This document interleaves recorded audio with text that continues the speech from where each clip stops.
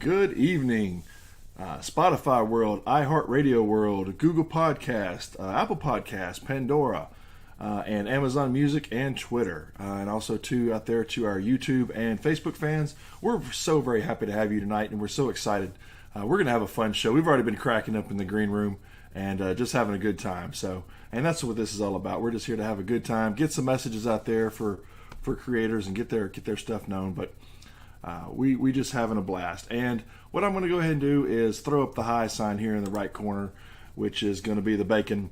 And that's going to be, if you've seen this show before, you know what that bacon's all about. So we're going to get kicked off here in just 1 second. But again, welcome everybody. We're having a great time. It's nice and cold over here in Washington, but we're going to make the best of it. So without further ado, let's get this party started, man.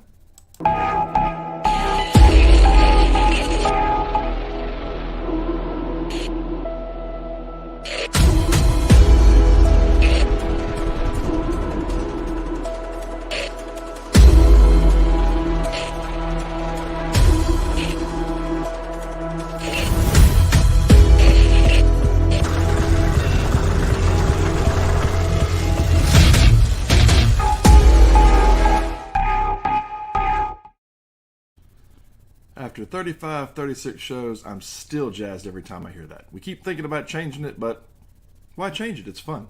So I'm going to go ahead and, as I mentioned a while ago, we've got the bacon up in the left-hand corner of the screen, and could be your right. I don't know. Sometimes we're backwards. But anyway, that's up there, and that is to bring in my special guest co-host.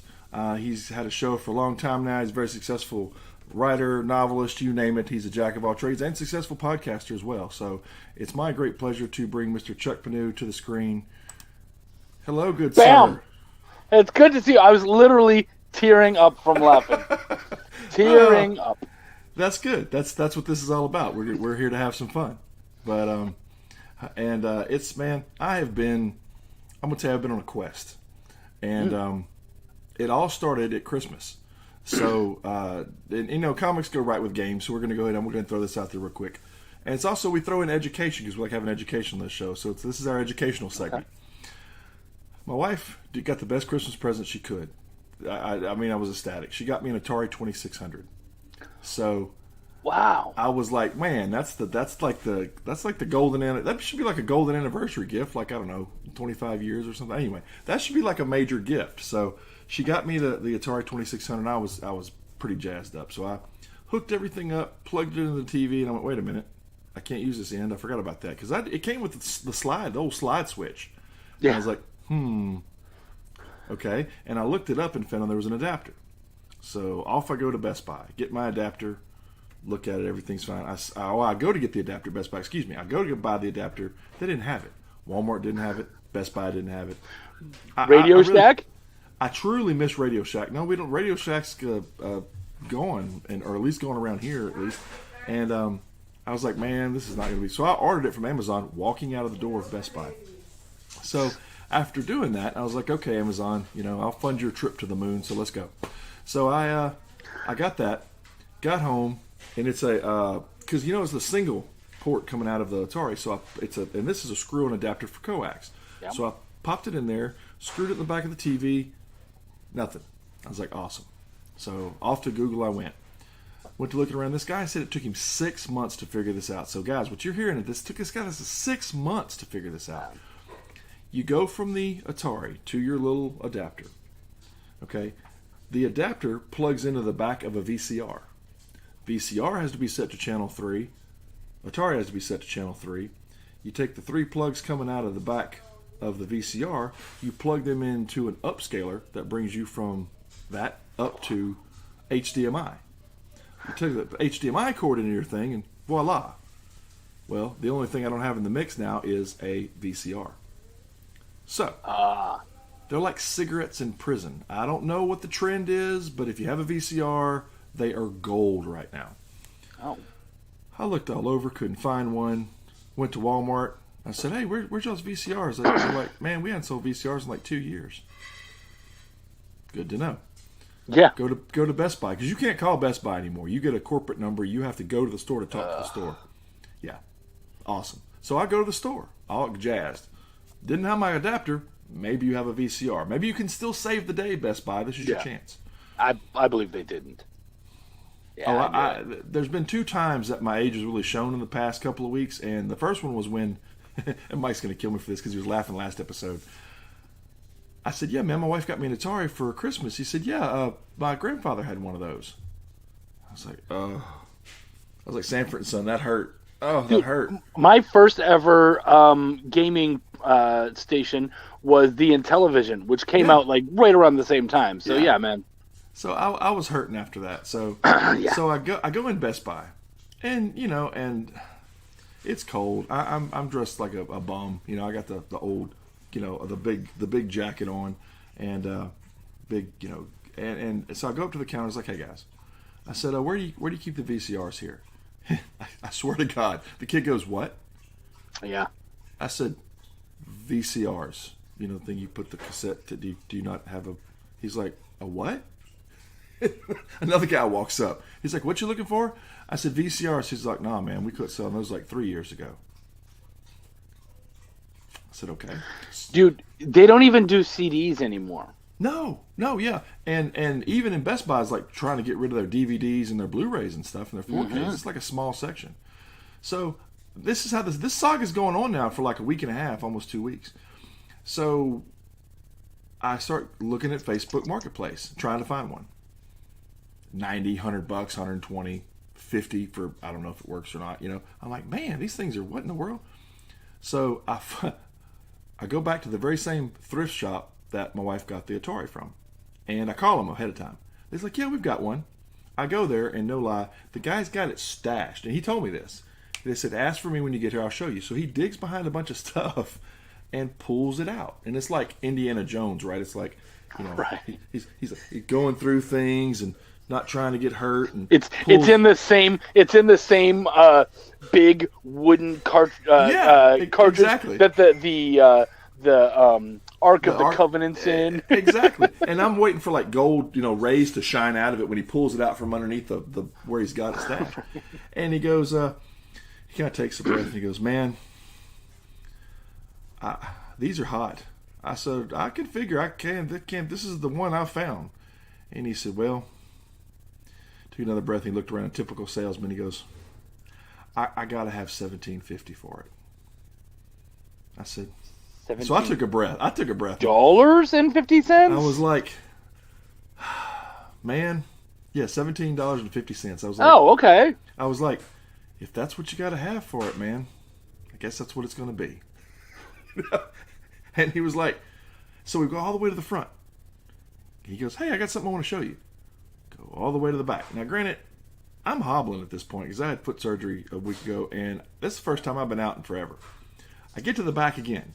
And I should have grabbed it. He pulls out the switcher. Remember the switchers that you could hook your Nintendo up to, your Atari up to, PlayStation, and you just push the button? Those things are probably, I don't know, $100, $120 by now, at least on eBay. He's like, I'll do a bundle for you. And I look, the thing's like, he's got $9.50 written on it. Everything's 50 cents on top of what it is. He said, I'll tell you what. He said, I'll do $25 for the pair. I said, that'll work. Yeah. So I walked out with the pair for $25, scavenging the earth. And the reason I'm kind of telling this story, it kind of goes back to Sean's book we're fixing to talk about. It was like the ancient artifact that you find in the book. It was like, really? Does this even exist anymore? Where did it come from? Who created it? Can we find it? What does the Atari look like on 4K? Like, can it really look that good? I don't know. I haven't hooked it up yet. I was rushing back to try to get the show on. So that's where we're at with this story. I hadn't even done it yet. It's sitting right there. I've got a stack of games been coming in. And I'm just looking at them like, they make good coasters. What am I going to, But yeah, and now the thing looks like a museum piece. She did a great job. It's beautiful. But from what I saw from the video, they look pretty good. So I'll shoot some footage of it. But man, that's funny. We're still going. So the story still continues. The saga is going to be, I'm going to have to do an update later that it actually hooked up. So what we're going to look at tonight, and I'm going to throw a few things on the screen. You guys will still be able to hear our voice, but we're going to kind of bounce back and forth. Tonight is going to be about this. We led up to it, and this was the older one we had in there. I haven't swapped it out yet. but The Killing Machine. And we're going to talk about The Killing Machine, and it started on Kickstarter on the 11th, and it funded within 8 hours. So it blew the doors off right out of the bat, and it's still going, and it's a little over 3K now and still rolling. And he's just a couple days into it, so we're pretty excited about that. And our guest tonight is going to be Mr. Sean Haynesworth, and Sean comes to us from his field is pretty cool because he deals with robots and artificial intelligence anyway, and there's some overtones of that in this book, and that's a cool job to have, right? If you're going to have a cool job, because I deal with robotics too, but not quite to the level that he does, but he's it's kind of like the war game thing, right? With the movie with the chess, like trying to tell it to learn, Yeah. So that's what I think where he's at with it. And I'm like just making sure the robot works. So he's at one level, I'm another level. We both deal with robots, but that's how this all kind of came about. Yeah. So without further ado, let's bring Mr. Sean on, and let's talk robots and artifacts. Nice. Thank you for the introduction. Hello, good sir. We can hear you, and you can hear us. We can hear. Awesome. We have I actually have an old VCR. I would have given it to you for $16.50 plus shipping. Exactly. Would have cut me a deal. Yeah, and like I said, I had already looked at 2 or 3 of them on Marketplace, and they were all, 50, 60, 90 bucks, 100 and something. And I said, man, I don't even care if it works as far as playing a cassette. All I need for it is to carry a signal through. I just need to enter it in here and come out there. I need to be able to set it to channel 3. I don't even care if it has a remote. It's funny, though, how much people automatically assume if something is old, it's worth something. Like, this VCR is 30 years old. Well, who gives a shit if it's not... If no one can use it for anything, no one's got any videos for it, Exactly. It doesn't matter. So it's not... And I think one of my favorite quotes is from Pawn Stars. Because people are always like, yeah, but it's this year's old. And he's like, yeah, well, I have rocks in my yard that are 1,000,000 years old, and I pay someone to get rid of them. That's so awesome. No, age doesn't mean anything. And I was like, that's a really good point. I like that. That is because also too that deals in the car industry because I build muscle cars for hobby. So when a car turns a certain age, there's an anniversary age. When it turns 45, it skyrockets. When Camaros hit 45, if you're going to try to get just a rust pile with a VIN and a title, maybe one door if you're lucky, you're going to pay $5,000. That's what you're going to pay for a '67 Camaro. Now my 70 Nova, I have a 70 Nova SS. I did well, and I searched for one though for a while, and I found a really good body. And I mean, it's all put together. It's fixing to get it shipped over here, but it took me 5 years to put the thing back together. It wasn't easy, and of course, everybody's grandma's Nova is now worth, $50,000. So, she's still got the quilted covers on the back over the speakers, and you're like, yeah, grandma drove to the grocery store. That's all she did with it. And, it's got 58 original miles on it, That's, come on, yeah. Okay, maybe 158, but 100,058 or something. Yeah. But, and when I found this car, like you said, age is everything. It was sitting in the guy's shop. It's an old race car. And everything back in the 70s was mint green, right? Like my parents had, and still have, by the way, the original mint green washer and dryer. They built stuff back then to last. Okay, so my dad still has the original washer and dryer they had when they got married, like 50 years ago, literally. So, and I'm going, they don't build stuff like that anymore. And green was the thing. People had green refrigerators and green cars, and Dad had a green, GTO and a green truck. So I was like, I don't want green. I just anything but green. So I found the blue Nova. Go up to it. I pop the trunk. Guess what color it is? Pea green. Yeah. Oh, yeah. It's like baby mess green or like a mint green. It's an indescribable, horrible green. It's just like, and they painted the car, but of course they didn't take the time. It's a race car, so they didn't paint inside the trunk. They didn't paint inside the doors. So. Sean, do you hear how much he's bitching about the green? And then look at that background. I was going to say that's where the background for the that's podcast okay for comes radiation. I'm tired. I'm around green every day, all day. So I guess that's probably why I tire from it. Right. I was thinking you were talking about Repo Man when you opened the trunk. There was going to be the green alien inside. And I'm probably dating myself with that reference. No, I wish there'd have been something inside other than, I mean, there was nothing. Now, I have found some cool stuff. We could have a whole show of the cool things I've found in junkyards, still in cars, that people just left. It either got repoed or it was stayed in a shed somewhere. Some really cool things we'll go into sometime on. We'll have to do a show, nothing but found objects. But back to Pawn Stars for a second. I got a chance to go there recently. In November to the actual shop, and I love you guys. I hope you're not listening. The place is a dive. Okay, yeah, it's the shiny penny. Okay, the producers have made this place look great. Like, it's just not there. And the funny thing was, we splurged because it was our anniversary, and I kind of surprised my wife with it. She was checking on our oldest. She was visiting over in Myrtle Beach, and I said, "Hey, I was checking on my dad. He just had his second COVID shot." I said, "Let's change our plane tickets and meet in Vegas for our anniversary." I said, because we've already got a condo we've had paid for 5 years. It's just sitting there. Yeah. Let's go. It's not going to cost us, but and so it's actually cheaper to fly from Myrtle Beach to Vegas than it is Myrtle Beach to Washington. Imagine that. So we got enough money back from her plane ticket to pay for her plane ticket back. That's how much the difference was. Wow. So we flew over there, and so the short version is, I rented a convertible Jag because we're going to go see the Grand Canyon and Hoover Dam, and it's beautiful weather. So that's the only way to go is convertible. So I did that. So of course we pull up in front of Pawn Stars, and they valet park at Pawn Stars. That's how busy this place is. Wow. And it's in the old part of Vegas. So I was like, are we really? I mean, okay, we're here. So we found it. It's, like I said, it's bad part of town. I pull in, and they're telling people, go through, go through, go through. And I pull in, I've got the convertible Jag, and they go, "Oh, park right here, sir." So I was like, man, I'm being judged, Yeah, right.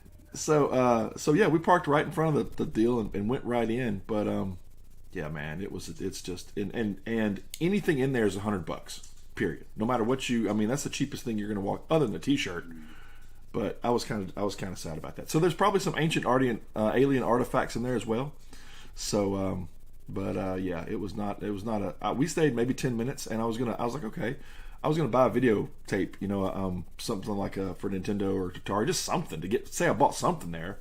Yeah. He pulled off an Atari tape that was not even a popular one. He looked at it and he goes, $100. Okay, they're $3 on eBay, but I appreciate your time. Take care. Yeah. But yeah, bad place. Well, so, of course, you don't see the actual cast there at all, right? You can, but you have to book an appointment, and they'll show up for signings, and so they stack people, right? When they, I guess, have probably 20, 25 people that want to see them. That's probably when they do. I'm guessing that's when they do the show stuff. Yeah. Because they're not there. There's a cardboard cutout that you can kind of, stand by, but they're not there. They're and I've heard that before. Now, Sean, how far into your future do you see your career where people are excited to take a picture of a cardboard cutout of you rather than actually hanging out with you? Yeah, maybe the Android instead of the cardboard cutout. Right. Well, this is actually not Sean. This is a computer-generated version of Sean. Right. So... That's why we keep losing his shirt. Yeah, that's why sorry, I know. I should get rid of the background. It's a little funky, but it's definitely not green screened. I'm sitting in a hotel in Sarasota, so it's a little funky. It's kind of cool, have green though. screen. Use it. Yeah, why not? Yeah. I do not have a green screen. No green. It's cool, though, because it makes him, like, computer-enhanced. It's like he's like Max Headroom or something. You're just kind of with the head in a second. I'm going to disappear. Yeah. You just turn and vanish. Well, I could turn and vanish when I was a little younger, but I can't turn and vanish anymore. Those vanishing days are over. So I turn and get bigger. Yeah, hide and seek's not my thing anymore. Okay, I'm easily found. I'm the easy find guy, and I had to say, but so tell us a little bit about tell us the year. Talk about Into the Future. Tell us the year everything's set, and kind of lead our viewers into kind of walk them through how it starts off. Yeah, so. We're set in 20. Did he just freeze? He froze, didn't he? Yeah. See, there's either the Max that Headroom or effect. He's punking us so nicely. That's the Max Headroom effect right there. Just gonna. That would be amazing if he was punking us. If he did, you win. Like that's Yeah, there's hands down. I drop the mic and walk away. Right. We might have to pull him back. Pull it. See, that's what's always funny. Here's the thing: why he's maybe coming in or out here. There is 850,000 active podcasts right now. 850,000. Oh. Out of 850,000 podcasts, there is less than 20% that do what you and I do and come on visual like this. There's even less that are crazy enough to do it live. Yeah. And that's the fun to me. I figured you'd pop out, pop on. That's the fun, right? It's because something hokey is going to happen. It's like anything else. It's like when you do a Kickstarter, something hokey happens. When you do a launch of anything, there is something that's going to happen. I mean, we would be on before, and my co-host, you'd hear fire trucks in the background, police cars, all kind of crazy cool stuff. It's just it never fails. But that's the fun part of it. I mean, like I said, you and I grew up with the Johnny Carson days, to where the live stuff was you can't replace it. The funny thing was, my uncle had a satellite dish back in the day, and he had a good job, and he had the and his was a satellite dish, like when it turned, like the kind you could talk to the moon with, right? It's huge, 15 foot across, 20 foot across thing, and it would gung gung gung gung gung. I mean, it'd be this loud sound outside, trying to turn to go watch something. So you could watch, football games and never went to commercial. You could watch like the Tonight Show, it never went to commercial. And that's when I learned that Johnny Carson smoked. He would actually light a cigarette and be sitting there smoking, and then they go, 2 minutes left, and 3, 2, and he'd put out his cigarette and put it under his desk. You never knew. Let's see, he's messaging. Let's see what he's got going here. Hotel internet got him. So he's trying to get back on right now. Ouch. Yeah, he's down visiting his dad right now, like we were talking about visiting dads and stuff. So he went down to go there, and so he's kind of out of his element, but went ahead and tried everything anyway. But wait, we can I know we can work stuff out.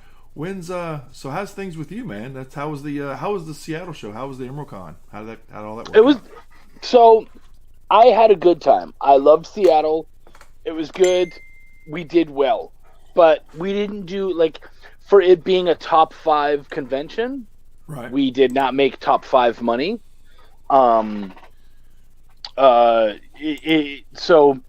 what I found out later on, first off, I hate these, most of the shows that I do, it's all one floor. Mm-hmm. Everything is out there. So it's very easy for you to accidentally end up in an area. So that's why I don't mind normally being in Artist Alley, right, because even if people don't want to be in Artist Alley, they might accidentally end up in Artist Alley. Exactly. That's fine. But in this place, it was 2 buildings that are connected by a bridge on the 4th floor. And we're on the 6th floor of one of the buildings. Oh, man. And so and all of the floors are utilized by this convention on the 2 buildings. So if no one wants to go to Artist Alley, they just don't end up there. And so There was a lot of times where it was dead. And what was really frustrating about it is, so they cut down the amount that they let in by about 70%. Wow. Was that because of the COVID card thing? Yeah. See, they did that at the C2E2. It was you had to have a valid card to get in. Well, and that's not a big deal, but no. Not only if you just need a card, then you need a card, fine. Right. And actually in Seattle, that's pretty much everywhere you need a card. Yeah. Like we went to restaurants and they were like, "Can we see your card?" And I'm like, "Oh yeah, let me go to the car." It hit here in Colorado. See, I was living in Colorado when it hit, and they locked down Colorado immediately. They locked down Washington immediately, and I was in the process of moving. So we literally slept on our couch. Mel and I slept on the couch. It was just us and the dogs in paper plates for 2 weeks because all of our furniture was gone, and you couldn't get in the state. And there's places in Colorado where they were like, if you don't know anybody in this county, you don't come in this county. You just, and they were sitting there with guns, literally at the line of the county, and be like, "No, you don't have any business here." Colorado was funny too, though, because when we were driving our way there, Texas doesn't give a shit. No. New Mexico didn't give a shit.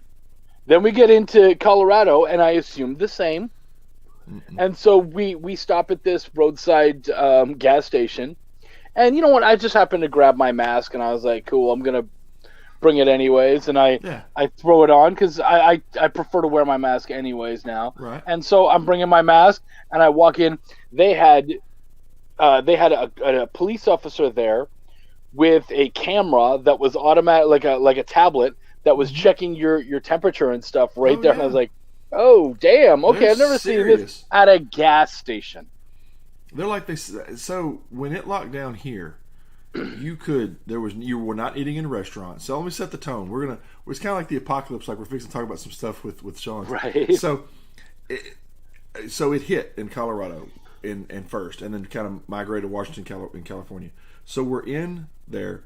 My wife's grandmother passes away in December, and so we fly to Myrtle Beach. Now, granted, we're in lockdown, no restaurants, working from home, mask everywhere, mass havoc. Fly to Myrtle Beach, same time period. Get off the plane, go to the hotel. The hotel pool is open, the bar is open. Nobody's wearing a mask. I was like, what happened? We time warped. We went from Washington to Myrtle Beach, and somewhere in there we went backwards, or we ended up in the year 2073. Something happened because it was like, what happened here? And then, of course, New Orleans in the brightness that they are. And I love New Orleans to death, don't get me wrong, but the mayor's like, oh, yeah, we're going to have Mardi Gras. Everything's going to be fine. No. Mass breakout in New Orleans after, of course. Mardi Gras is this. If you've ever been or heard about it, the crowd moves together. It's like grains of sand all compacted. You're not if you're on the street during Mardi Gras, you're gonna move with the crowd. That's just all there is to it. So anyway, now that we've got Sean back, which is either the virtual version of Sean or Sean, we haven't figured it out yet. But we've got. Yeah, I'm sorry. My apologies. I'm down in Florida visiting my dad, and I'm in a hotel room, and the internet is bad, so I am now on a mobile hotspot. So hopefully that's better. Well, am I clear at this point? You guys can hear me? Audio not breaking up? Hear you just fine, and your techie background came in handy because now here you are with the hotspot deal. Yeah, I'll send you my mobile bill at the end of the month. There you go. I've had to do that more than once. It was really funny because you were like around for a little bit, quiet, and then the second it was time for you to speak. Yeah, you just went and start. I was like, really? Now is the time? You will not be allowed to speak on this show tonight. You have been muted. I know you guys are like, is he punking us? I'm like, no. That's what, we're like, yeah. He's like, I can't move. I was like, no, I'm not. See, all right, so before I go again, we're set in 2073. So future, but not crazy future, right? Right. And working in AI, it's really interesting because the technology has changed in the last 5 years has been crazy. Just how much the technology has improved in the last 5 years is unbelievable. So 2073 for AI may be the remote future. I mean, that's a long way away. The setup for this comic book is that I'm really aiming to make something that's both thought-provoking sci-fi, because I really enjoy sci-fi that makes you think. So this is about the nature of life, both the nature of life in the universe and the sense of what makes a living being. So if we have autonomous beings that, act like people, sound like people, talk like people, think like people, where's the distinction between us and them, right? What is that spark of life? What is that sense of soul? The setup for the comic book, and you asked me where the comic book begins. It begins really kind of in the middle of the story. Mm-hmm. So we're going to go back and fill in this backstory in future issues. So you guys are getting like a special preview of the background here, because it's going to start off, with a lot of bang bang and some space battles and some really fun action-packed stuff, and the overall setup will reveal itself over the next 2 or 3 issues. Let's set the tone here. Speaking of, there you go. We'll get a little computerish retro. A little bit of Richter in the background. Yeah, a little bit of Richter.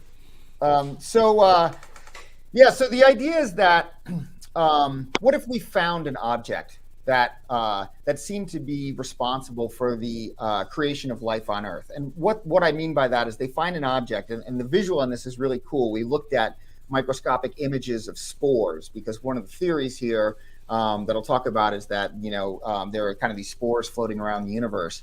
But this object contains the amino acids, some of the other chemicals that form the basis for life, and then life evolves from those chemical building blocks. Some of the ideas for this came from, I remember reading a theory that I thought was absolutely fascinating, that the chemical compounds for life on Earth may have been delivered to Earth via an extraterrestrial object like an asteroid or something like that. The Earth may not have had these compounds, and they may have been introduced to the Earth. So the idea is, what if we found this object? How would people react to that? So there are really three reactions. There's this idea that, yes, this is the hand of God. This is the proof of divinity. This is where God created life on Earth. And then there are other people who think, no, we don't necessarily need a divine origin. This could be an alien species, or some other intelligent race could have planted this object here.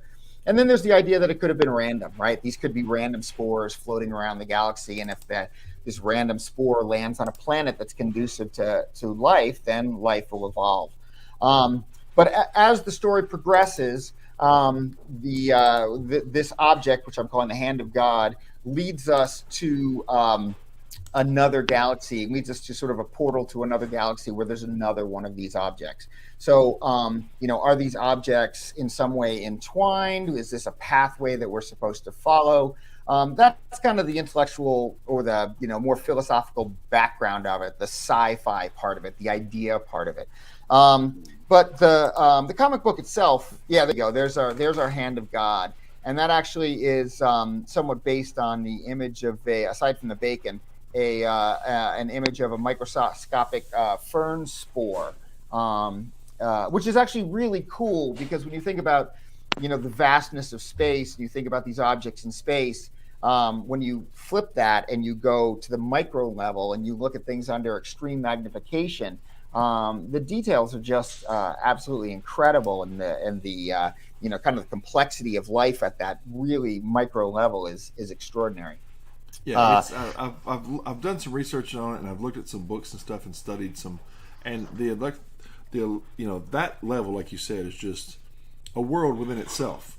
It's a whole other universe, kind of like they played off of with Men in Black, when they kind of went that direction with the galaxy, where they're playing marbles with all the galaxies, right? So yeah, it's incredible when you zoom in on that size, or the eye of a fly, the hair on your head, your fingerprint. I mean, it's just incredible, some of the stuff they can look at. Yeah, I love that shot from Men in Black where they just pull back and you see the Earth and the galaxy, and then it's all like a marble in an alien's hand. It's extremely cool. He's shooting marbles, and he picks it up and throws it. I think he throws it in a bag or something. Throws it in a bag, closes the bag, walks off. Yeah, cut to black. Yeah, very sweet. So this episode, issue 1, I'm calling the Second Crusade, because the idea is, and I'm using crusade here in the sense of a warfare over a religious artifact. And the religious artifact in this case is the Hand of God. So when we initially go through this portal and encounter the alien race, we discover that they have a Hand of God as well, and that these two objects are in some way related. The humans try to possess this object, but they're beaten back by superior military power of this alien race. So this comic, issue 1, starts when the humans launch a Second Crusade, much more high-powered, a lot more firepower. They're going back to this galaxy to dominate and possess this object, partially because they want to understand the mysteries of the universe, but there's also the sense that we have a divine right to it, that we have a divine right to understand our own origins, and that if this thing was planted on the Earth, then we need to be able to understand it. And there's some moral complexity in it, in the sense of, why would humanity have any kind of moral right to own this object if it exists in another galaxy? But with all of that said, it really kicks off with a warfare with this alien race, and it's led by Richter, who is an autonomous being. So once again, playing off the nature of life, both at the sort of macro level and at the sense of this autonomous commander who leads the Second Crusade. And there's a lot of great human characters, that interact. I wrote the story initially as a novel, and then I wrote it as a screenplay. So I know exactly where the story is going. It's really well, I hope, thought out. We have, spent a lot of time doing world building, defining the alien races, defining, how everything fits together. So, So I hope it's going to be a really compelling story that really does hang together. Book one, it's going some fun places. So It's, what is? Oh, Go ahead, man. what is the scope of this? So is this just going to be like a 4 or 5 issue mini, or is this something that's going to be ongoing for a long period of time? What are you looking at here? Yeah, so I've got a big story that I'm breaking up into 2 books. So Killing Machine is book 1 of The Hand of God, and that's 7 issues. And then we'll call it As Yet Untitled, because I haven't quite settled on the title for the second half, but I know where the plot's evolving is going to be book 2. So it's not open-ended. It's a clear story about how humanity reacts to this object, the Hand of God, and what happens in this battle with this alien race and this autonomous robot. But it has a conclusion. So I'm hoping 2 books, 7 issues per book. So a big story, but not an open-ended story. Do you feel maybe you took that approach because, and to catch up the listening audience, because Sean's background is a screenwriter. So do you think you kind of maybe positioned it that way because it's more like a movie? It's basically has a beginning, a middle, and an end. It's not meant to be a mini series. Yeah, I mean, it may partially be the film background, but I think it's also just a personal preference. I really like stories that are well thought out and well structured and have that beginning, middle, and end and are satisfying, right? Mm-hmm. Your typical ongoing series, in the television world, they talk about what's the engine of the series. You need the conflicts and the characters that are going to allow you to keep spinning off episodes, and you keep spinning off episodes as long as people will watch or until you jump the shark, right? And the idea is just the world is compelling enough you can keep going with it. I don't like get off of Gilligan's Island. Say again. Until you get off of Gilligan's Island.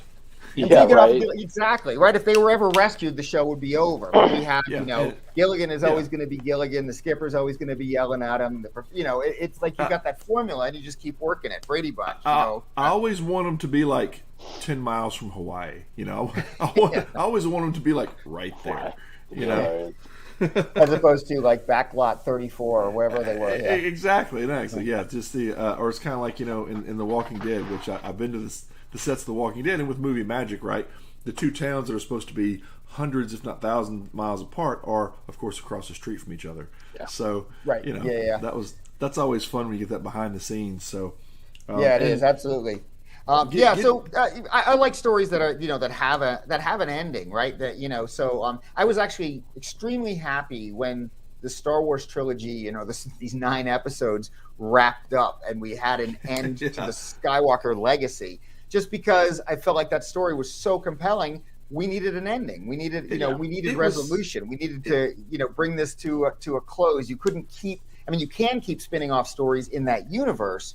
But for that set of characters and the Skywalker arc, I wanted a conclusion. I felt very satisfied by that one. I was glad they brought it home after 9 episodes. It was kind of, my wife and I were actually, funny enough, just talking about this last night. That we were talking about, we're laughing about our dogs trying to run outside and do what they got to do in the snow and come back. So it's been an adventure because they spent most of their life in the South. So 8 inches of snow for them is quite the undertaking, and the little one's not tall enough to really kind of get it done in the snow. So anyway, so I was telling her about, of course, the Skywalker thing, about how you could tell, and the AT-ATs and stuff, and the office, of course, is covered. And she was up here with me, and we were going over some things. And I said, the AT-AT, there was marks on the ground, and I said the red was being stirred up underneath. And I said the other ships and the battles and the troops and everything's going, and the red's getting stirred up underneath the snow. I said, but the fight of him being there, you start to notice that there's nothing moving under his feet. There is no, and so sorry, spoiler for those of you who haven't seen it, but that you notice all of a sudden, you kind of, what's going on? He's not, you don't notice it at first. It takes you a few minutes. But there's nothing moving underneath Luke's feet. There's no red. Everywhere he travels and moves, and the fight scene, right? He's doing the fight scene, and the other person's, there's red being stirred up, but Luke's not, And it wasn't, it was, of course, the bitter end is, of course, it took all his power to project over there, and that's what, of course, he falls over and dies on the rock, because he's put all his energy into that transpiring over there. But Yeah, Yeah, and I actually, like.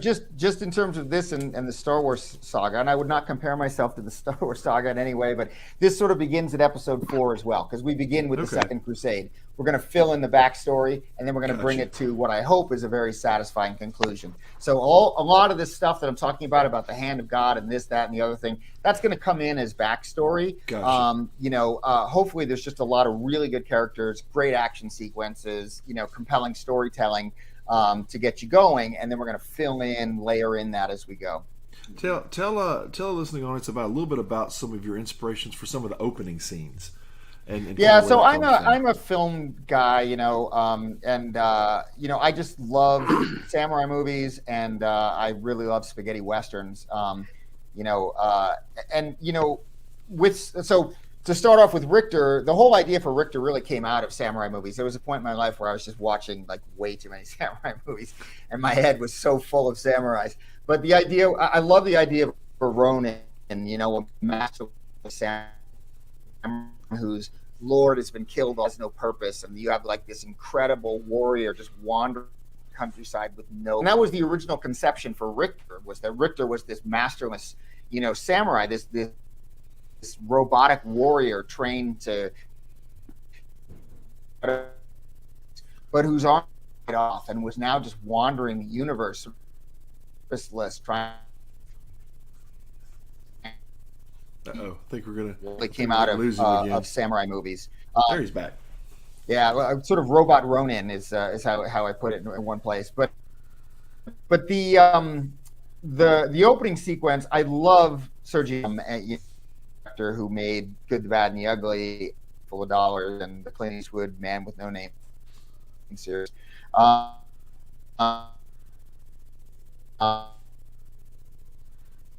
See, there's our Atari reference. Time in the West has this amazing sequence at the beginning. Yes, they wait for a train, and they're going to assassinate the guy who gets. And Leone, just the way he films, the way, and also the way he. Like they're waiting for this train trap water drip on his head, and they're just bored waiting. Are you hearing that, Chuck? Are you hearing? Oh yeah. In and out. Yeah. Sean, we're going to bring you back out and bring you back on. It's that hotspot's getting affected right now, so I'm going to pull you right back out, and just if you can hear me, go ahead and come right back on. Let's see. All right. Yeah, that stuff over there is really giving him a what for, right? But at least we've gotten a good chunk of the story though. Yeah. Rather than before, he was just getting started and then he was gone. It's right, like, wow, we right didn't. In the beginning. No, it's I love sometimes hotel internet service as far as because everybody's getting on about this time, and so it's getting run pretty hard. Monte came on one time from a convention. It was the same thing. It was the whole Max Headroom. Let's see, popped up over here. And let me pick him back up and see. Let's see if that comes in or not. Nope. It's thinking. It's the vicious swirl. We'll give that a second to percolate, and we'll see if that comes back. But what he's talking about, the Sergio Leone, is about the whole the beginning scenes, and I really keyed in on that. You can really tell the reference, and you can really tell, because I've seen the first 20 or so pages, and you can really tell the build there and how that works out. So he's done an excellent job and done his homework. I mean, he's doing videos out there now about the construction of comic books. So he's taken that aspect of he's really learning the craft, which is really key. And there he's back. Let's see. Yeah, it's back? Better. Oh. Yeah, a little bit. Can you hear me? It's kind of a little sketchy, but we can hear you. Yeah. Hey, I'm really sorry. I apologize to all your. Say again. No, I'm about to say it. And if you want to, it's up to you. I apologize to all your lawyer. Yeah, let me take the virtual background off, and you can see my hotel room. Let's see if that's maybe what's kind of if that's what's making it. Yeah. Yeah. There you go. Hopefully that's better. Yeah, so I heard you talking about the studying the craft, and I have to say, coming from a film background, I think the thing that's really important to me, and that I love about the process of working with an artist, is to really figure out how every panel connects to every other panel, and what action or information doesn't need to be in the panels. What does the audience infer? What do they know? What do they need to be shown?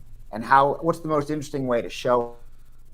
And that's where I take a lot of inspiration from Leone, because he's just the master of a scene in terms of understanding where everyone is, building tension, through knowing where everyone is and his camera angles. And it's a lot more than just style and Ennio Morricone soundtrack, which is awesome. But he's like a master craft. And so, Once Upon a Time in the West, I stole the idea of the three bounty hunters waiting for Richter to arrive on a spaceship, to take him down.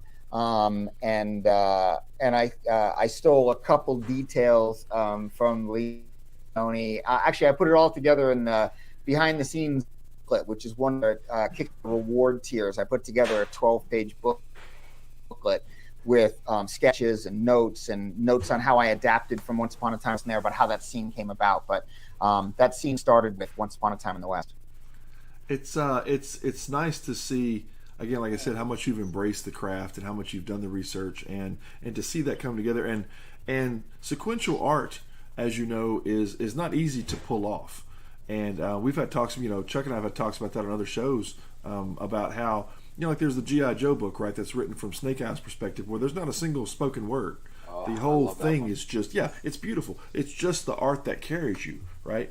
And to me, that's what a book needs to have, because the addition of it's kind of like shooting a movie, right? If the action should be able to carry you through the story, and the dialogue is just the extra added layer that adds another bit of detail. Same thing with the lettering of a book. It just adds more detail to bring you from piece to piece. So it's funny because we get a lot of people who come into comics. Yeah, totally agree. Oh. No, go ahead.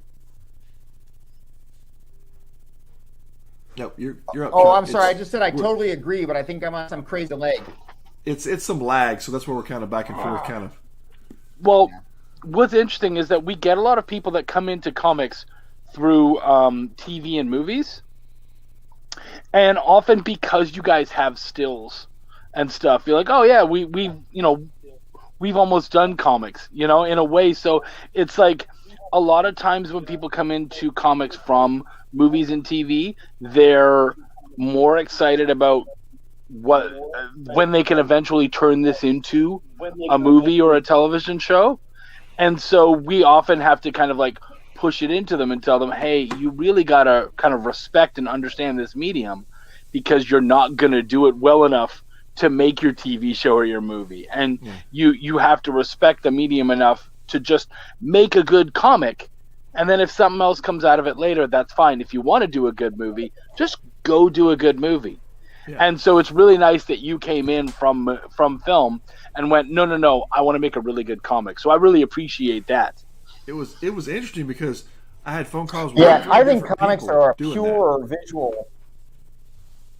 Yeah, I was going to say, I think comics are almost a pure visual form. You've got to be more on your game in comics, because you don't have motion within. So it's a great challenge. Like, how do you tell this story in the most visually compelling way that makes sense, right? It has to. I mean, I love stuff that you have to kind of figure out, but I also want the story to be, not just be hard to follow because it's not executed well.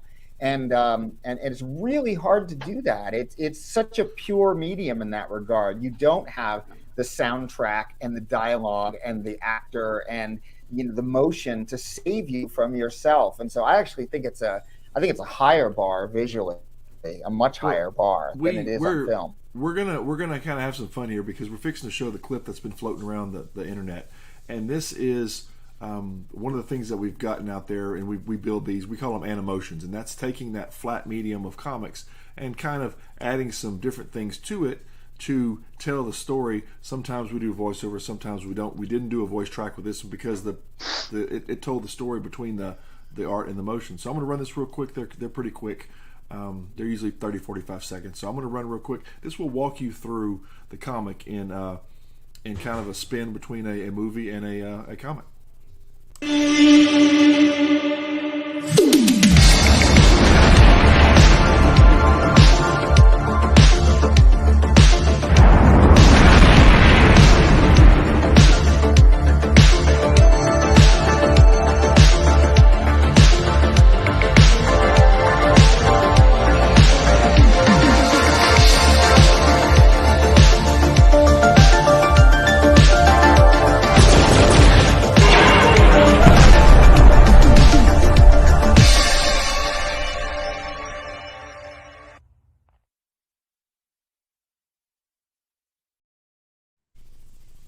So we've been having fun with those. That's cool.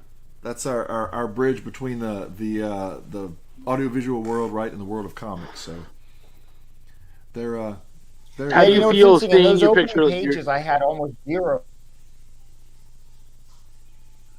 Yeah, I think you had 5 pages ready when we did. I think you had 5 pages ready when we did that. I was saying, how do you feel seeing your comic? I had 5 pages ready. I like it.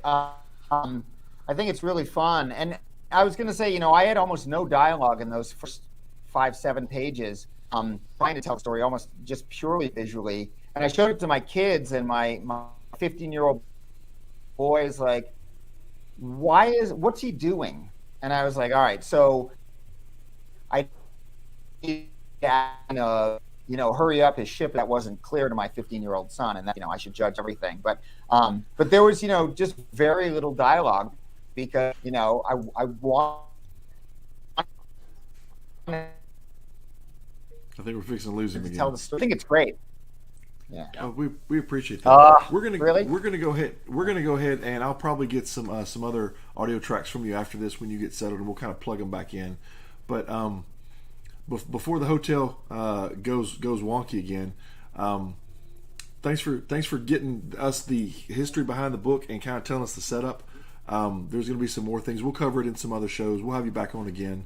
And but again, I just want to kind of kick off and kind of say where you're at with the book, where it came from, and we'll hit you up again soon when you get settled, and we'll have you back here and keep it going.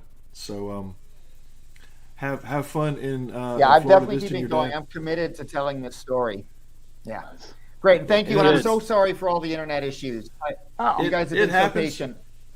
And to the audience, not a big deal. That's what happens, and we can fix it and swap it out. So it will be as if it never happened. So you guys have a good one, and Chuck and I are going to go through a few things, and then we're gonna call it a wrap. So have a good one, man. Take care, Sean. Thanks. Good. Yeah, I'm glad the before the internet dropped again, we were able to get the rest of his story out there. Yeah, but it's he had about 5 pages done when that sequence was made, and he's up to I think 20 now is what the last batch I saw. So it's almost done. It's funded. It's fully funded. It's funded enough to where if things get wonky at the end, as they all often do, it still should be able to knock on wood hold, because it's over to a point. It's not right there at the cusp. It's overfunded. So we should be in good shape there. But I didn't know if you had time to stick around for previews and kind of talk about a couple things, or if you had to do it, you let me know. Let's go ahead. Okay, I want to run through the previews of what's kind of coming, and then what's some stuff that's already in place.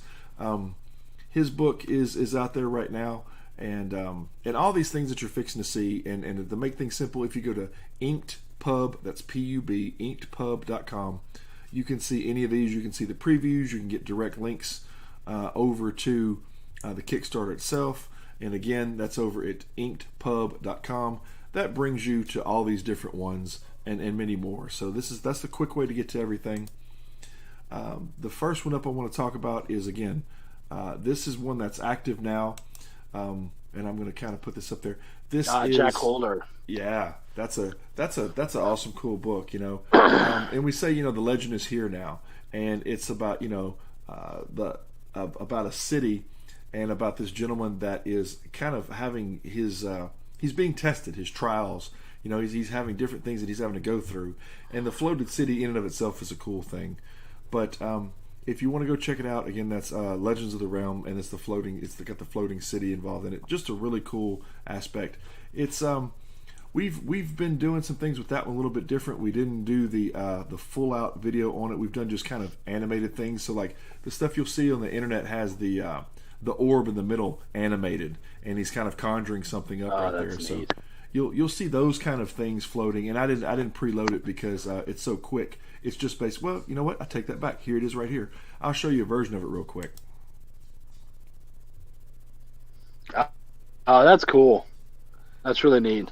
So that's just another aspect of an attention getter. So when you're doing flat in the Facebook world, when you come across and see something happen like that, you're like, well, wait a minute, what was that? Right. And that's what you need, right? You need that hook to try to bring you over to the Kickstarter, and of course there's other stuff in the post that leads you that way. So go check out Jack's book. It's a really good book. It's on its way. I think he's got about 20 days left, and he's already just doing well. So go check it out. Next one up is a book that we've been waiting on for a while, only because of the simple fact with the whole paper shortage thing, and it's fixing to release. It's going to release on the 21st, and that's this book right here, which is Amerikaiju, and it's the Return of Amerikaiju, and this is issues 4, 5, and 6 from Edgar Paston, and that book's been a lot of fun to watch come together, and it's about Ike, and Ike fights these kaiju and defends his town when the town of Precious gets under attack. So here is one of the videos you're going to see floating around, and this is Ike trying to shoot a video for his class project, but then of course having to be the defender of his town kind of takes over. So here's Ike giving us a little bit about what goes on in the town of Precious. Hi friends, this is Ike. You probably know me from Mr. Manny's class. This is my video presentation of Things That I Like by Ike. That rhymes. Some of you know I like to build and play on my TV. Whoa, wait here. Gotta go. Bye. You can do it. Slide in. To the left. Make sure you don't fall.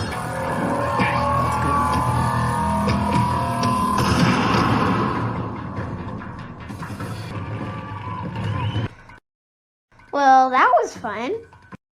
Do you think I can still use this video? Of course not, Ike.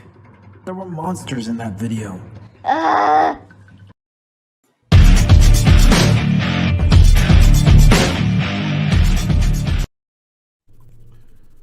That's cute as heck. That's a lot of fun, and that's the vision of how that came together came from Edgar. He's like, hey, I want to do this and do this. He's like, is this possible? And he came up with some stills, different positions of Ike doing things, and that was all put together. And you know, I hats off to the animation team on that, because we've come together.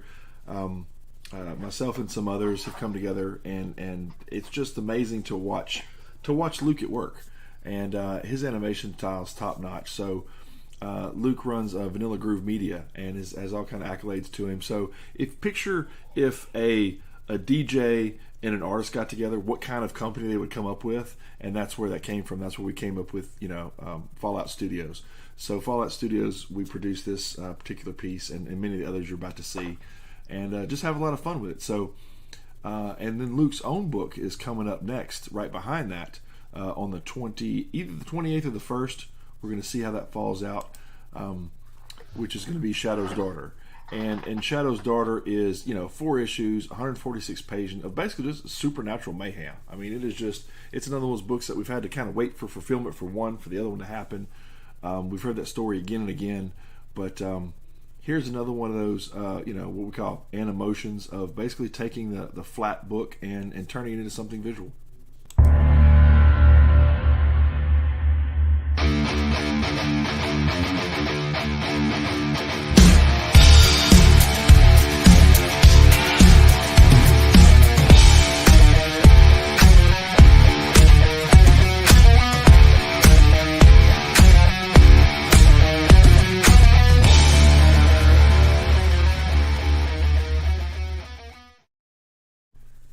So that book's that's a fun book. That's I know I said that about a lot of books, but this is really, I've had a lot of fun watching that one come together. So again, watch out for it. 28th or so, maybe 28th or the 1st, to be in that kind of range. You'll see it drop. And then also too, this is a book that's going on. But this book's going on Patreon. So you go and you get a page a week, and you see the story unfold. It's about to finish another arc, and we're in talks of seeing what it would take to make it from a Patreon setup over to a Kickstarter setup. So we're kind of talking through that to see the possibilities, and that's another one though that even though we did that other version, as far as Patreon goes, we still went ahead and put a video together for it. So here is the preview of what's going on in the book of Fermara.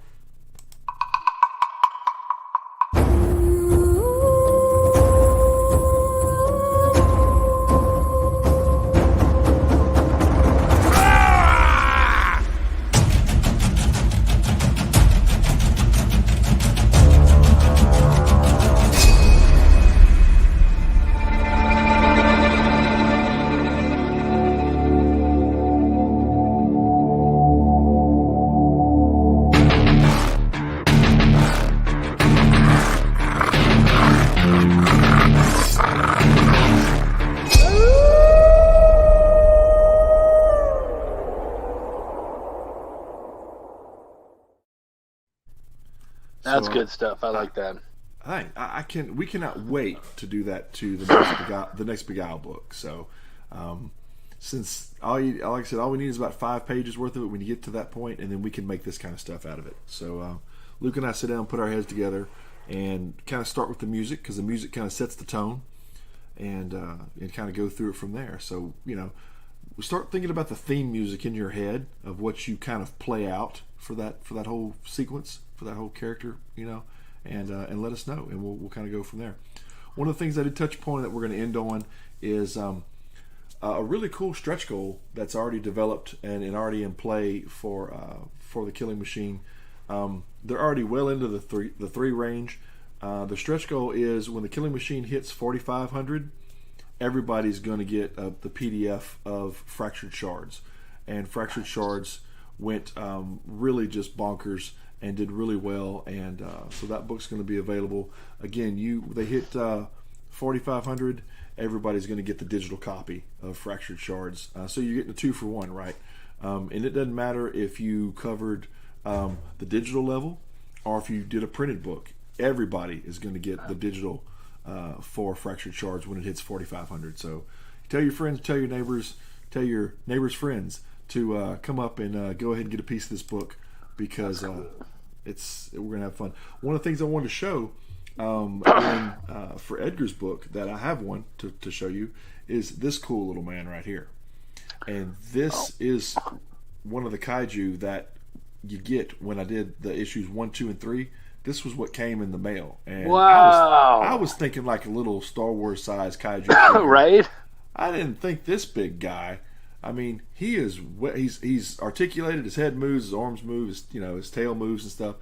And there is an inked funded level that you can get colored up blue and gray, like the ink logo and stuff. And you can come in. There's a podcaster call out that you're going to see here shortly, where podcasters can advertise and come on and trade out, do some things, and get some of these guys for yourselves, and be able to sell these as well.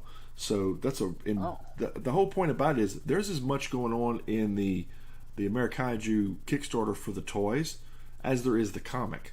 So a little bit different than your standard Kickstarter, since Ed's a toy designer, hence this really awesome, cool kaiju toy. That's where that comes from. So when that Kickstarter hits here in about 6 days, look for some really cool early bird specials on getting your hands on one of these.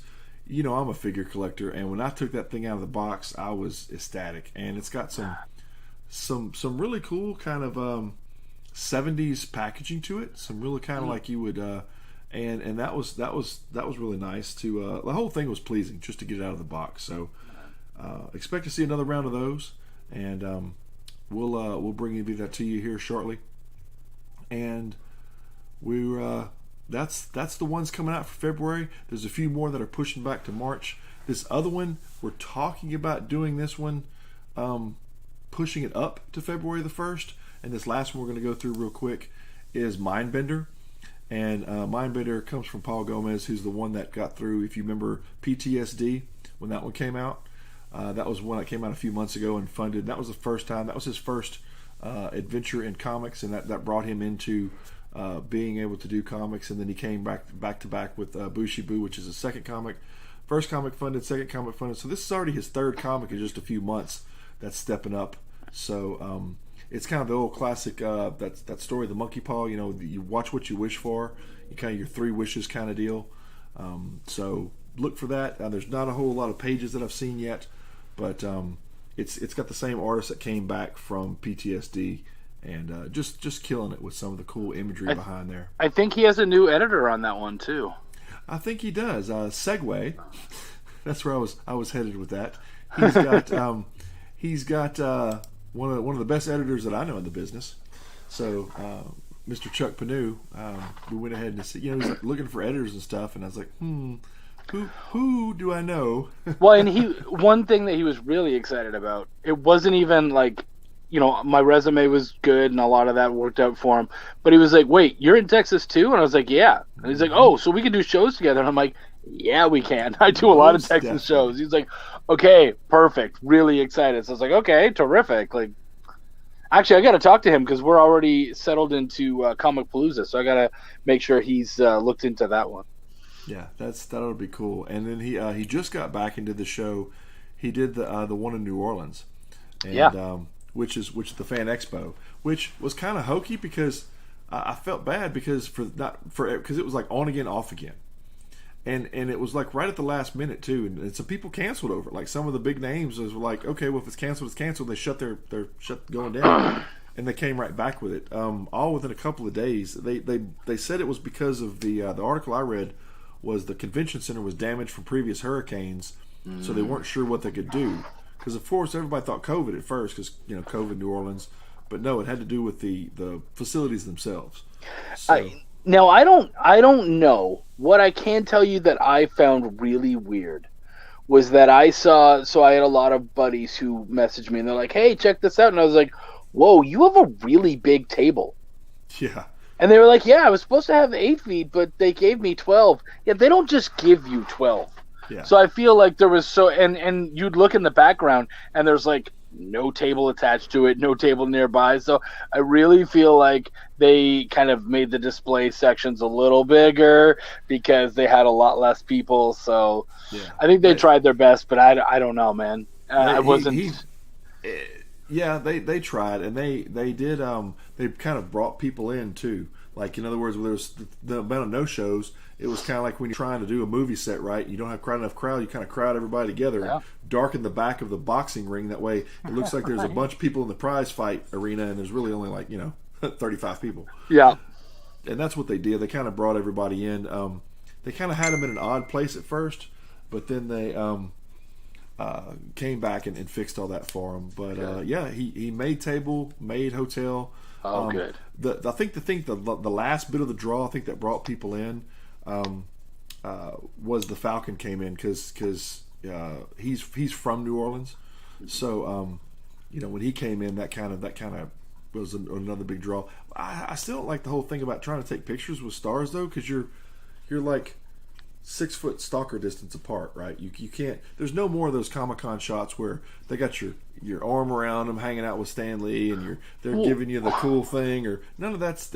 You're standing in the same box, and you're 6 foot apart. It's kind of odd.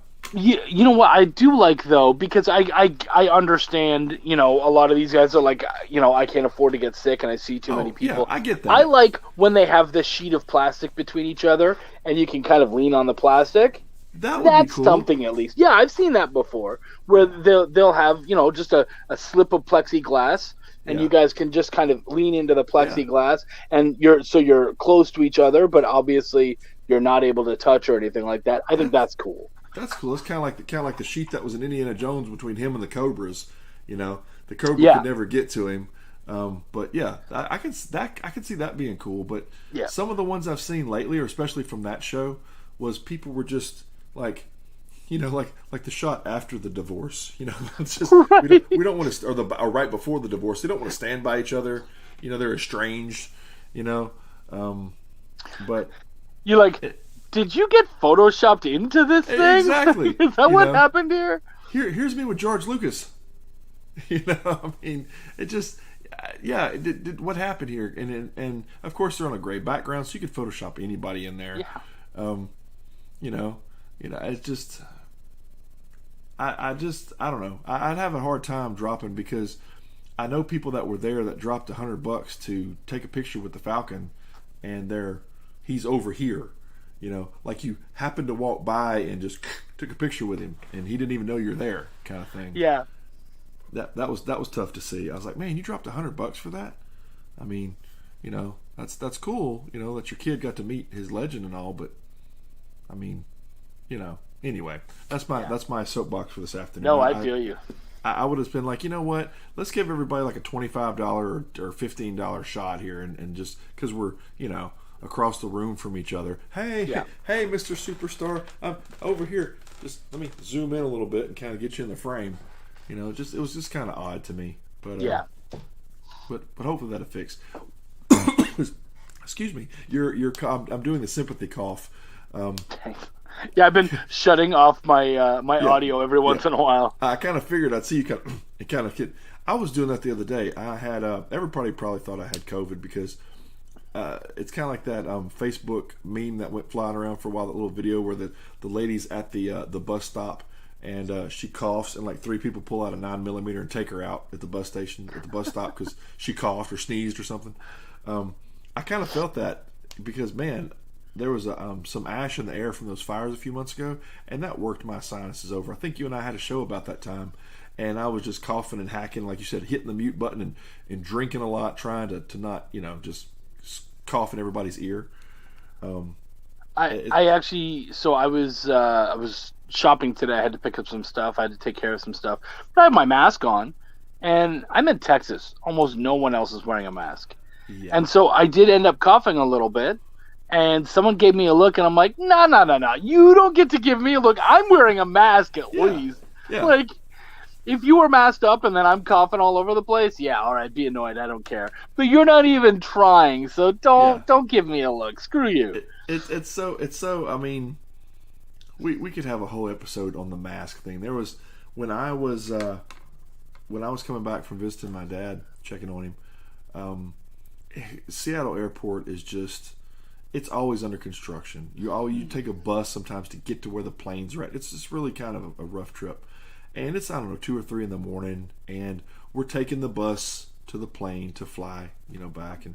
And there's a guy with his mask down and just talking to some people and I had kind of had it at that point. I was kind of probably a little hangry at that point as well. So I just kind of picked up my phone and pointed at him and went, click. And he looked at me and put his mask back on. Like, he didn't know if I was like airport security or what. But all it took was just that, that quick little pick up the phone deal, and he was done.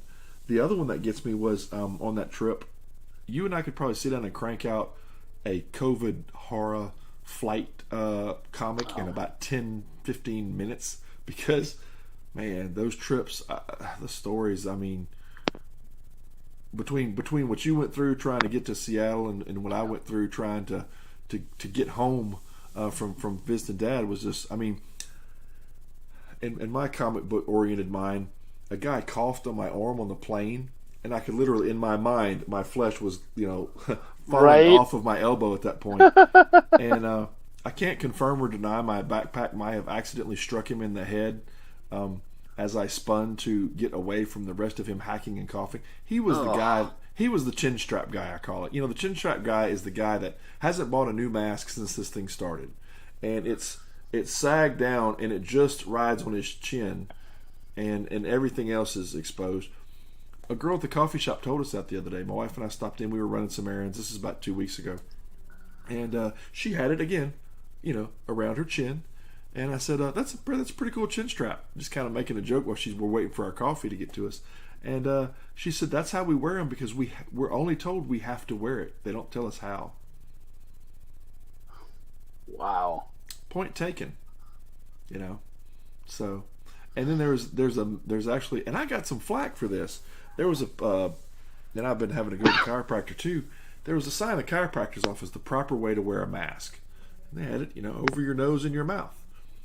And I thought it was cool. It's a cool little graphic. I took a picture of it. I put it up on the net. People started fussing about people telling other people how to wear a mask, and they got all political about it. So I just took it down. I was like, really? Was that where we're at with this? Well, it's funny because they say, oh, they never told us how to wear it. You know how to wear it. It's like in the movie A Few Good Men when they're cross-examining one of the soldiers. And he had said, oh, this isn't in the manual, so it must not be a thing. And he was like, oh, okay, show me in the manual where it tells you how to go to the mess hall. And he goes, well, that's not in there. He's like, oh, so you don't eat? Yeah. And he's like, no, I eat all the time. Well, then how did you find out how to eat? I followed everybody else. Well, then it's the same thing. Like, it is. They shouldn't have to explain to you how to wear a mask. Like, come on, man. That was that. What was that? That was that Tom Cruise show, huh? When he was the lawyer. Yeah, I love that movie. It was a great movie. Yeah, the cross examination was great, and then he finally just That's I know. I can hear that scene in my head. Yeah. About he said, well, it's not in the manual. How do you know? Yeah, that's a very good way to put it, and that's true. I mean, and hygiene, right? I mean, hygiene's going out the window with the whole COVID thing. It's why I actually like the mask. It's, to me at this point, it's become fashion.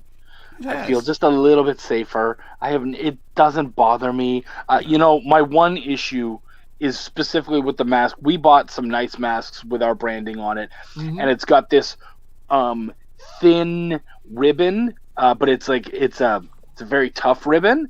And so what happens is when I'm going to eat or drink, I just pull it down, and it rubs on the back of my ear. Gotcha. And because of that, it really starts to like cut and dig into the back of my ear, and I'm like, ooh, I need a different ribbon. But that'd be about the worst. So it's gotten to the point where if I'm going to eat or drink, I just pop it off the one ear, let it hang, and then drink and eat, and then put it back on again. Well, I got the my wife got a whole bunch of different ones, like, the Joker mask. So I got this huge smile, and some fun ones. And then the Joker mask that I got, I don't know, I put a shot up or something of it one day, and it's actually a Brian Silverback design. He was like, "Hey man, thanks for getting my mask." I was like, "I had no idea." I just bought it off the site. So yeah, there's that's kind of become a thing. So I mean, she's got Harley Quinn, and we've got all kind of cool ones. But yeah, it's kind of become. I'm so used to it now. It doesn't bother me. I never even really had a problem with it to begin with, but it's so like I said, and again, I don't want to offend anybody. I don't want to. It's personal choice, but we were in a situation where they were like mandating stuff. You have to wear a mask to do this, and this, and then you follow the rules, and they go, "Oh, it's okay. We're all going to do it this way now." Yeah, but we follow the rules, and nothing's different than if you didn't follow the rules. So what does it matter anymore? So that's unfortunate. But there's what's the next con coming up for you? When you're going to be out and about again? It looks like March we should be doing. I'm aiming to do Hill Country Comic Con here in New Braunfels, Texas, which is about 20 minutes away from me. My con season tends to come together a little more last minute-ish. So I know that we have that one. I know that we have one. We have Comic Palooza in Houston. We're looking at doing Dallas Fan Expo again because that was the single best show I've ever done. Yeah. And then we have one in Long Island, New York, in November that we've been asked to come and guest at. So I have a couple, but I can tell you that probably by the end of the year we'll end up doing about 8 to 10 shows by the end of it all. Yeah, good deal. That'll be cool. Yeah, I was so bummed I didn't make it to Seattle to come catch up with you guys. Things just never would keep lining up. You were sick. Like I got it, and I was like, that sucks. But I understand. Yeah, it was just bad. I wouldn't have wished that on nobody. I want to say you didn't miss much, but you missed me, so you totally did. I totally that trashed the rest of my year's gone now. Give up, move on to 2022. Yeah, I was over. Like, that's it. I'm done. No more. Let's just get this whole Christmas thing done. It wasn't the same. I took the tree down. It was bad. It was horrible. Yeah, I feel you. I completely get it. I didn't even put mine up. Screw it. No Kevin, no tree. No, there you go. I'm glad I could do that. We'll end real quick on. I pulled a preview in while we were talking. I pulled a preview in of a quick snippet of Fractured Shards. So for those of you who hadn't seen it out there, here's a quick little rundown of it, and then we'll kind of give our accolades, and we'll give you guys a send off. So here's Fractured Shards.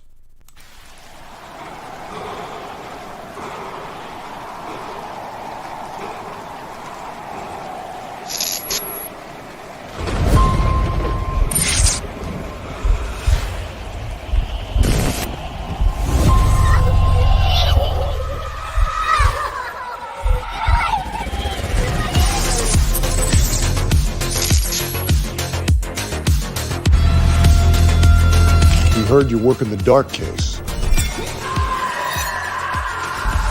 What can you find? How can I destroy him? Access granted. I spy with my little eye.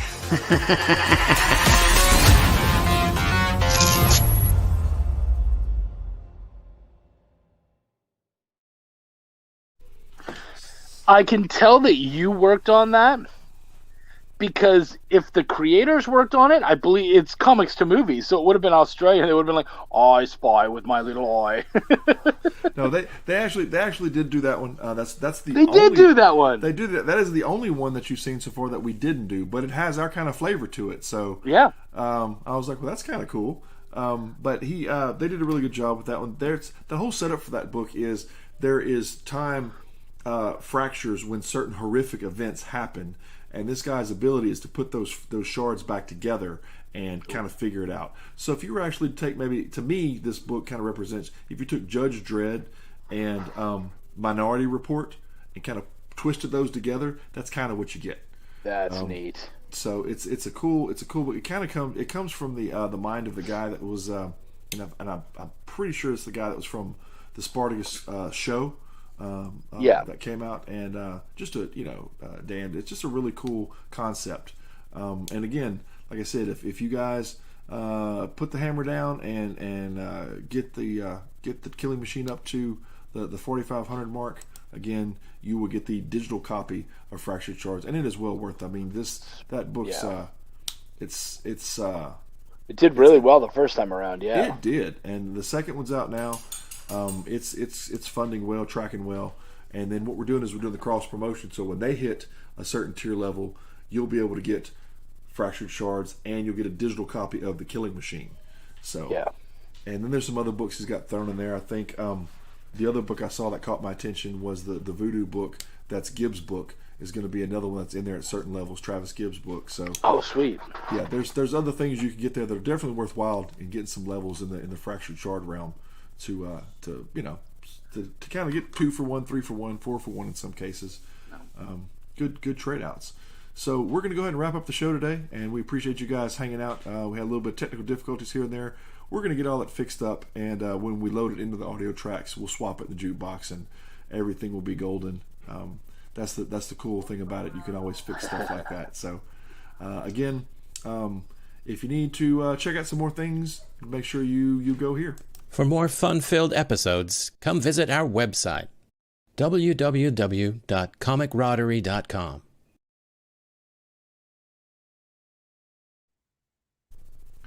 You guys have a great night. Make sure you always radiate kindness. Take care, guys.